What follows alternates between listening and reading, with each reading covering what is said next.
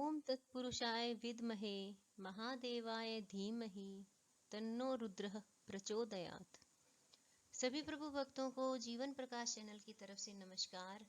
आज हम सावन मास महात्म्य का 14वां अध्याय करेंगे, जिसका शीर्षक है नाग पंचमी व्रत का महात्म्य। तो चलिए शुरू करते हैं। ईश्वर बोले, हे महामुने, श्रावण मास में जो व्रत करने योग्य है वो अब मैं बताऊंगा, आप उसे ध्यान से सुनिए। चतुर्थी तिथि को एक बार भोजन करें और पंचमी को नक्त भोजन करें। स्वर्ण, चांदी, काष्ठ अथवा मिट्टी का 5 फणों वाला सुंदर नाग बनाकर पंचमी के दिन उस नाग की भक्ति पूर्वक पूजा करनी चाहिए।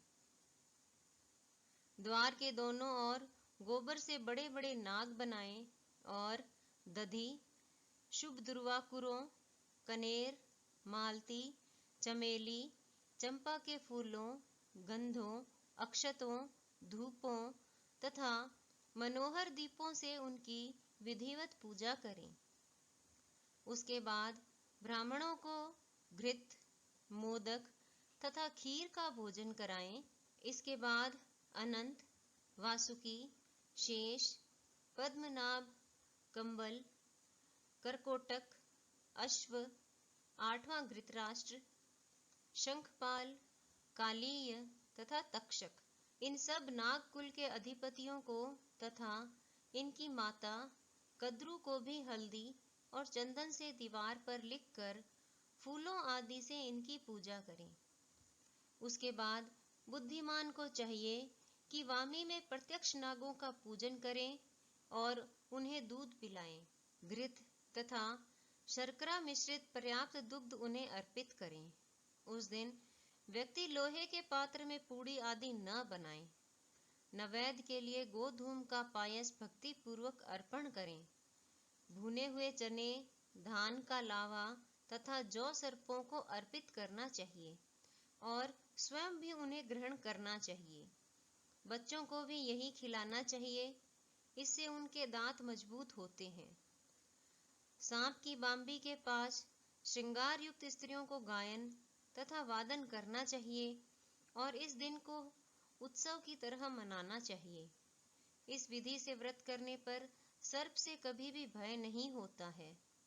हे विप्र, मैं लोगों के हित की कामना से आपसे कुछ और भी कहूंगा। हे महामुने, आप उसे सुनिए। हे वत्स, नाग के द्वारा डसा गया मनुष्य मरने के बाद अधोगति को प्राप्त होता है और अधोगति में पहुंचकर वह तामसी सर्प होता है। इसकी निवृत्ति के लिए पूर्वोक्त विधि से एक भुक्त आदि समस्त कृत्य करें और ब्राह्मणों से नाग निर्माण तथा पूजा आदि आदर पूर्वक कराएं।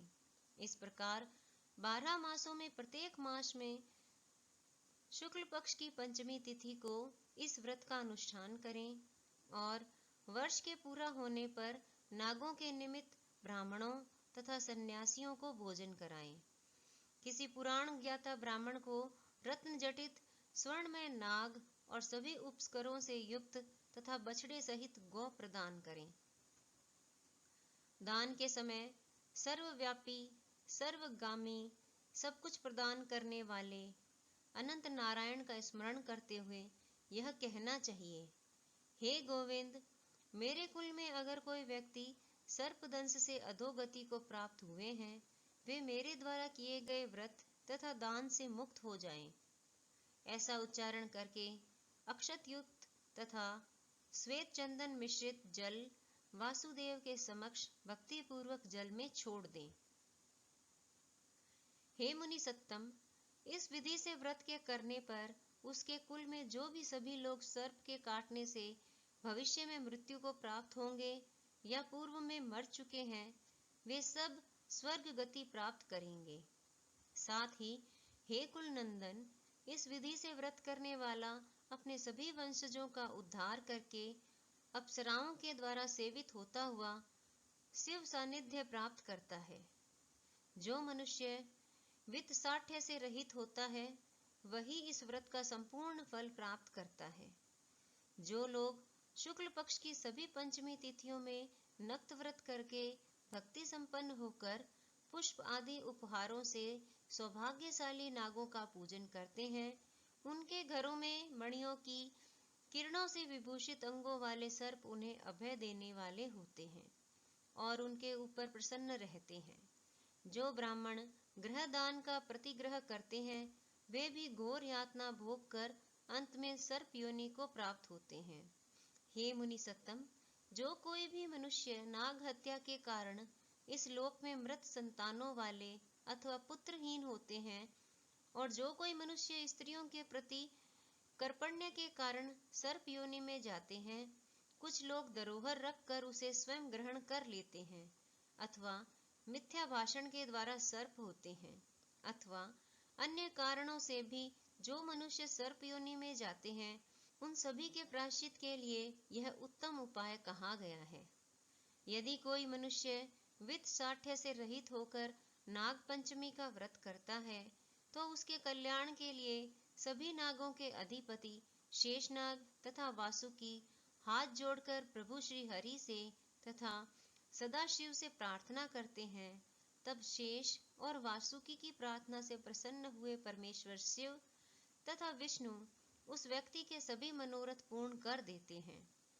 वह नागलोक में अनेक प्रकार के विपुल सुखों का उपभोग करके बाद में उत्तम वैकुंठ अथवा कैलाश में जाकर शिव तथा विष्णु का गण बनकर परम सुख प्राप्त करता है। हे वत्स, मैंने आपसे नागों के इस पंचमी व्रत का वर्णन कर दिया। इसके बाद अब आप अन्य कौन सा व्रत सुनना चाहते हैं उसे बताइए। इस प्रकार श्री स्कंद पुराण के अंतर्गत ईश्वर सनत कुमार संवाद में श्रवण मास महात्म्य में नाग पंचमी व्रत कथन नामक 14वां अध्याय पूर्ण हुआ। ओम नमः शिवाय।